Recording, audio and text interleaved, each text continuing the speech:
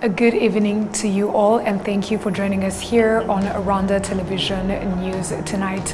Our hope is that you had yourselves a very productive Tuesday. Now here's a sneak peek at our edition tonight. Her Excellency Mrs. Jeannette Kagame, First Lady of the Republic of Rwanda and Chairperson of Imbuto Foundation, has arrived in Doha, Qatar to participate in the global conference commemorating the 30th anniversary of the International Year of the Family. Trade and investment experts affirm that policies in this sector give equal opportunities to local and foreign investors, even though there are various notes to be considered to prevent exploitation by one side.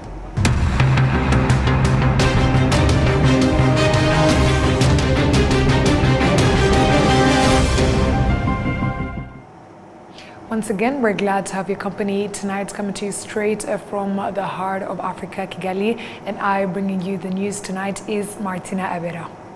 Starting things off, let us inform you that Her Excellency Mrs. Jeannette Kagame, First Lady of the Republic of Rwanda and Chairperson of Imbuto Foundation, has arrived in Doha, Qatar to participate in the global conference commemorating the 30th anniversary of the International Year of the Family.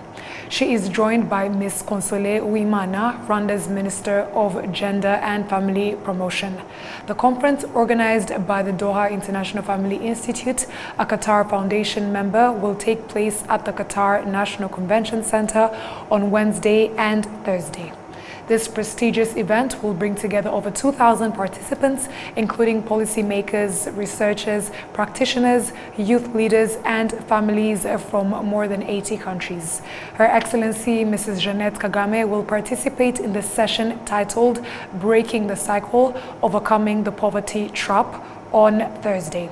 The session will examine the relationship between family dynamics and the persistence of poverty, touching on critical topics such as poverty and child marriage, parental motivations for early marriages, and family-based social protection policies. Deputy spokesperson of the government of Rwanda, Alain Mukurarinda, emphasized that although no Rwandans have been affected by the protests in Mozambique, the government of Rwanda, through its embassy, will continue to ensure the protection of Rwandan citizens there in every possible way. We have more on this report from Adam Squizera. It's been a week since the National Electoral Commission in Mozambique announced the final results of the presidential elections, with Daniel Chapo winning 70.67% of the votes. Following the announcement, protests erupted in various parts of the country. Ndabarasa Teofil, a Rwandan living in Mozambique, provides insight into the cause behind these protests. Opposition figures urged on people to protest against election results. This escalated into widespread instability and unfortunately resulted in incidents such as theft and insecurity that affected many diaspora communities in Mozambique, including Rwandans. Deputy spokesperson of the government of Rwanda, Alain Mukurarinda, emphasized that although no Rwandans have been affected by these protests in Mozambique, the government of Rwanda, through its embassy, will continue to ensure the protection of Rwandans in every possible way. If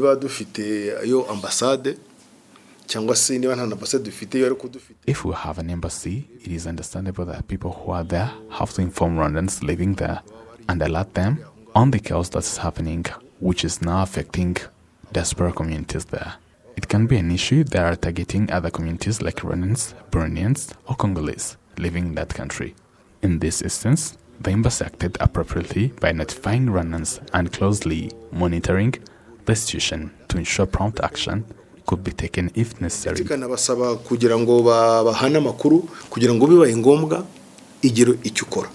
Ndabarasa Teofil, who works in Maputo, Mozambique, knows that the Embassy of Rwanda continues to closely monitor the security of Rwandans residents in this country.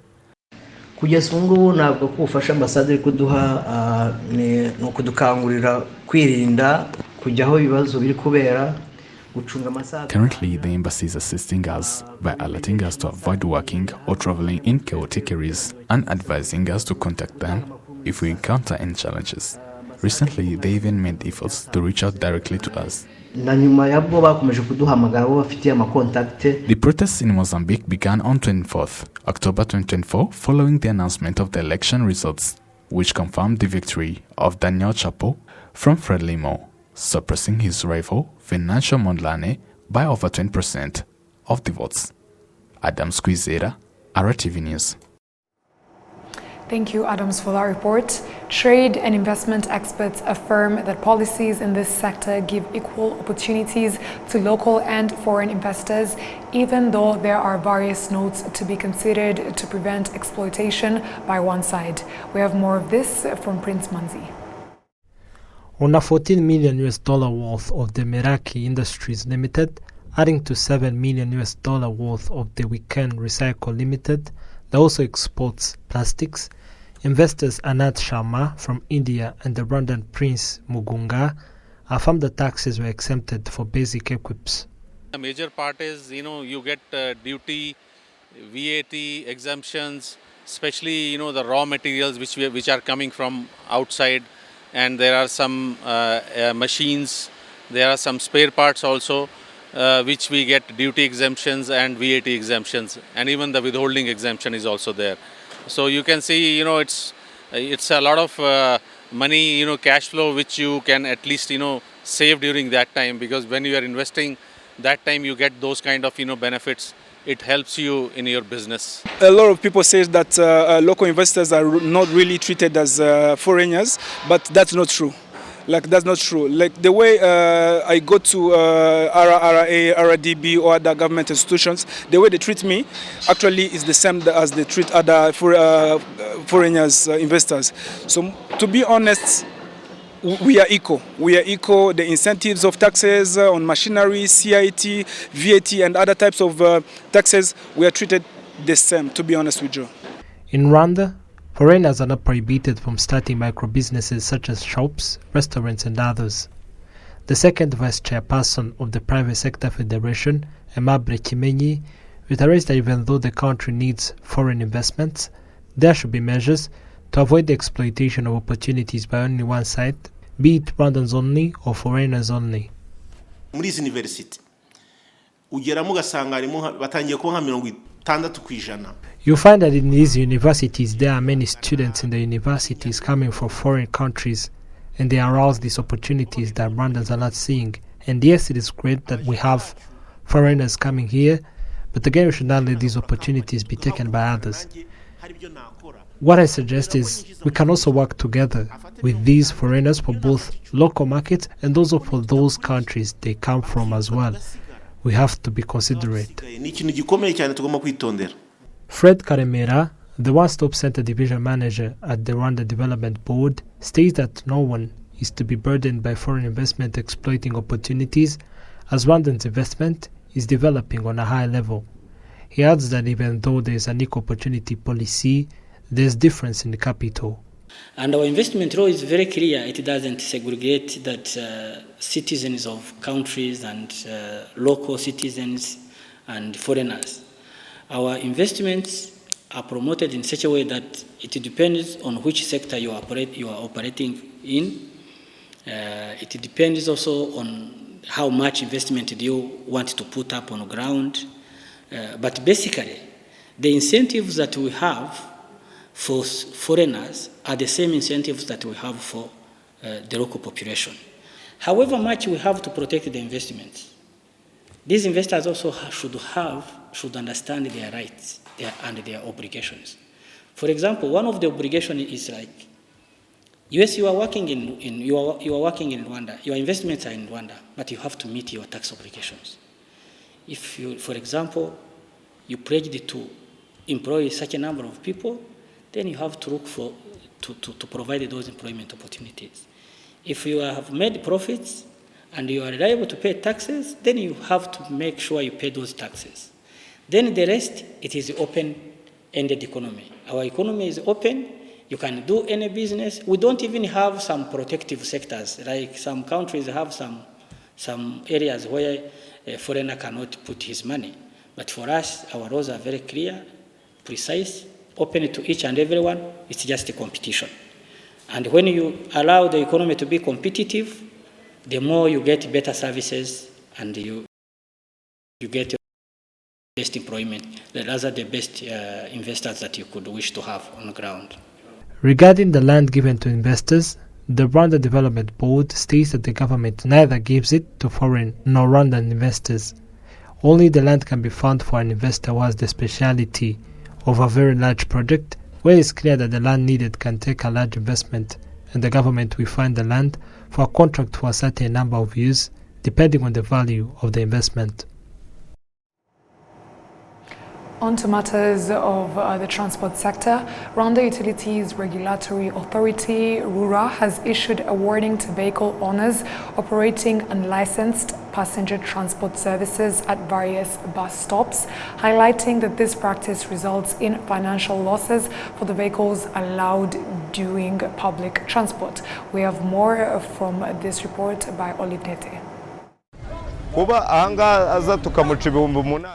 Nyabugogo bus park, particularly during peak hours when passengers are abandoned, you often encounter individuals asking about your destination, especially if you are heading to Rubavu or Muhanga. At first glance, they may seem to be assisting with directions to the official bus terminal. However, that's not their intent. If you engage with them, they will inform you about vans stationed roughly 10 meters away, offering faster, more affordable rides to your destination. I seek out clients and receive payment for that, which helps me support my child and pay my rent. These passenger cars are commonly referred to by frequent travelers as preferred choice, valued for their speed and comfortable ride. The reason we prefer to take vehicles outside the bus terminal is that they offer faster, easier and more comfortable transportation. Additionally, private vehicles are readily available outside the terminal to provide quicker service. Unlicensed vehicles transporting passengers are commonly seen at various bus stops across Kigali. Emma Claudine Nirenganya, the Director General of Communication and Education for the City of Kigali, explains that this practice threatens licensed transport operators. This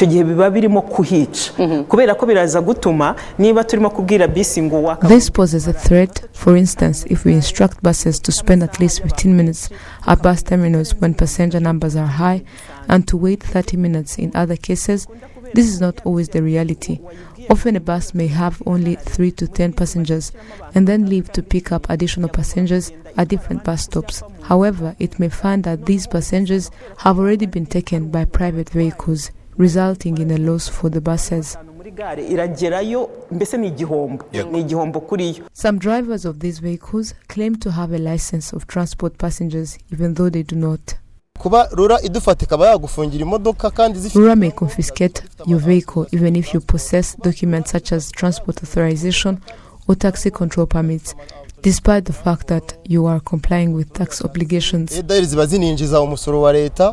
Beata Mukangabo, head of the Transport Department at the Rwanda Utilities Regulatory Authority, states that transporters who have not yet been issued a certification must cease their illegal operations or face severe penalties. Sometimes, vehicle owners with 7-seat operate without proper insurance for all passengers. Additionally, these vehicles may not be registered as businesses, and their owners do not pay taxes. Many of these individuals lack the appropriate licenses or hold licenses that do not comply with regulations, which state that they should not transport passengers beyond the city limits. In the past 2 weeks, over 100 unlicensed people have been caught transporting passengers. However, some residents argue that banning regular cars from carrying passengers has also discouraged drivers from offering rides to acquaintances waiting for extended periods at bus stations. Olive Nete, RTV News. Thank you, Olive Nete, for that report. Now, the Speaker of Chamber of Deputies in Rwanda's Parliament, Honorable Gertrude Kazarwa, has held talks with the British High Commissioner to Rwanda, Her Excellency Alison Thorpe. These discussions focused on appreciating the existing relationship between the two countries, with particular emphasis on the relationship between their respective parliaments. So I've just had an extremely good meeting with the Honourable Speaker about how the UK and Rwandan parliaments can collaborate even closer together going forward across a whole area of sectors, different sectors, and parliamentary cooperation.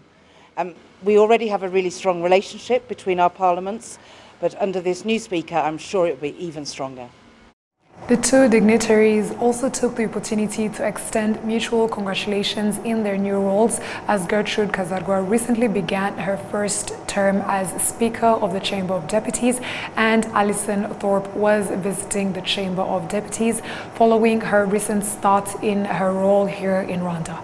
The British High Commissioner presented her credentials to the head of state, His Excellency Paul Kagame, towards the end of August, authorizing her to represent her country in Rwanda. Increasing awareness is one of the resolutions made during a stakeholders forum that addressed issues identified by Rwanda Consumer Rights Protection Organization. This forum analyzed the challenges related to digital currency services. We have the report courtesy of Saula Sandra Tumukunde. ADECO expressed concern that companies providing money transfer services via technology are overcharging citizens, an issue that stakeholders believe needs to be assessed to avoid burdening consumers. Benize Dukunde, head of money transfer services at Imomo, noted that there are misconceptions in money transfers, indicating the need of awareness campaigns. She emphasized that it takes time for sent funds to be reversed if sent to be long place, and this process requires investigation. Yes, as Consumer Protection said, yes, we have many complaints, but so we have the solutions for them. It's not a problem having complaints, but how we resolve them, that's what should be the issue. So for us in mobile money, we are trying our very best to solve customers' complaints. We have opened different channels to receive customers' complaints. We have social media accounts, we have this call center, service centers. We have very different channels. So as we receive the complaints, we try our best to resolve them on time. Yes, in case someone makes a wrong transfer or diverts the money to the account that they were not supposed to send the money to, what we do, we investigate both parties. We don't only consider the request of the sender. Also, the person who received the money, we contact them and we request for their consent. So if they allow us to reverse the money, we do that. But if they don't, we also do the further investigations. We can even involve RIB or other different stakeholders we work with. Paul Mbonyi from the Consumer Protection Organization ADECO confirmed that efforts to promote the use of digital currency technology will continue in line with its development and evolving nature. Yeah, it is true that for consumers, they say that transaction prices seem to be high, and it is true for us also as an organization that defend consumer rights. Our suggestion is that instead of basing prices to the amount, it would be better if it can be transaction based instead of being amount based. The meeting suggested that it is good to conduct an assessment, to do cost analysis assessment, and also price or services cost, and basing on results from the assessment, I think the good results or the good decision can be taken. In the resolutions made during the one-day forum, it was agreed that all relevant agencies must share information and establish a common framework for the provision of these services. Saula Sandra Tumkund, RTV News. Radisson Blue Kigali, in collaboration with the Rwanda Biomedical Center, has launched a campaign that is aimed at sensibilizing Rwandans to get treatment for breast cancer. This type of cancer is the most prevalent among Rwandans and ranks second in terms of mortality among both women and men who suffer from it. And Nora Gladys with more. Dr. Rwanda Hategekimana is a doctor from the Cancer Control Department at the Rwanda Biomedical Center. He explains that breast cancer is the leading type affecting Rwandans and is the second highest cause of death, based on the 2022 statistics. Worldwide, the second one is the breast cancer, accounting for 11.5%. Every year, more than 10 million deaths occur worldwide. Deaths related to cancers. It means among the 6 deaths, 1 case is died from cancer. You can see how cancers are a burden. Among 6 people who die, 1 is a cancer patient. So, especially here in Rwanda, according to the number of expected as they are projected by WHO,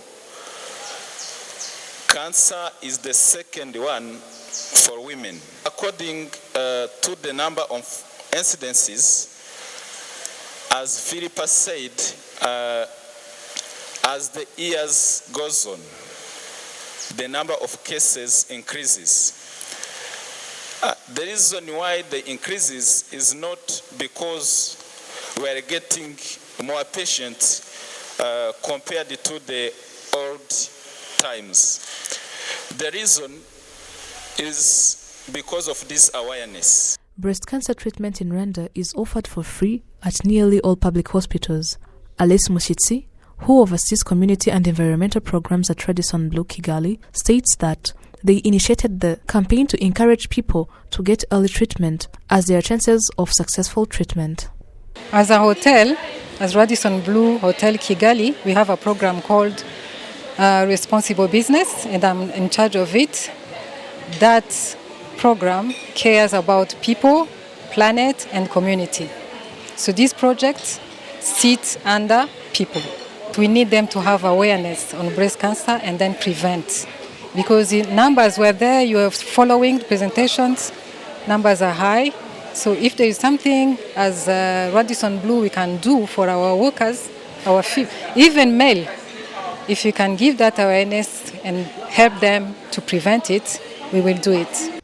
Philippa Kigubu-Dequir, who is a breast cancer survivor for 30 years, shares a message that no one should succumb to this disease in Rwanda, given the significant efforts made to fight against it. Many people are not aware of what the disease is and the impact of this disease. That's why women, most of the breast cancer cases are presented. In other words, they go to the doctor driven by the pain when the breast has blown up with the lumps and the tumors instead of going earlier.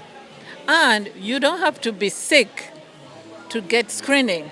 In Rwanda in 2022, 635 people, including 26 men, were diagnosed with breast cancer, while 617 were diagnosed with cervical cancer. Prostate cancer ranked third, affecting 491 men.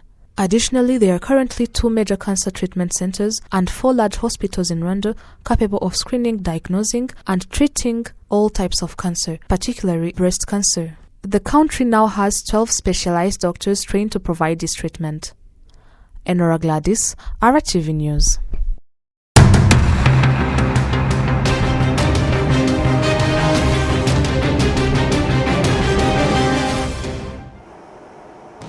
And on that note, on behalf of the news production team as well as the technical team, would like to thank you for sticking with us on RTV News. I who brought to you the news is Martina Abera. Stay safe and have a great night.